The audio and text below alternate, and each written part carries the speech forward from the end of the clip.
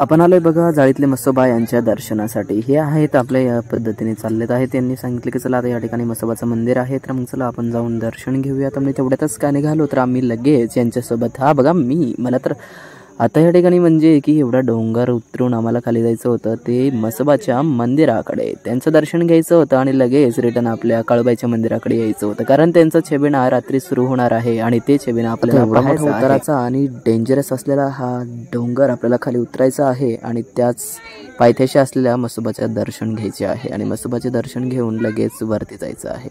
या ठिकाणी हा रोड तर खूप खराब होता, कारण चालणं तर मुश्किलच होतं, तरी पण लोक या ठिकाणी खूप चालत होते आणि त्या ठिकाणी म्हणजे दगड मोठमोठाले होते. आता डोंगराळ प्रदेश म्हटल्यानंतर तुम्ही विचारू शकता.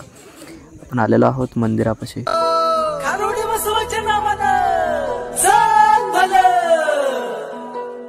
नमन नमन तुला म्हसोबाराया, कृपा तुझी अंभावरी म्हसोबाराया, अनुष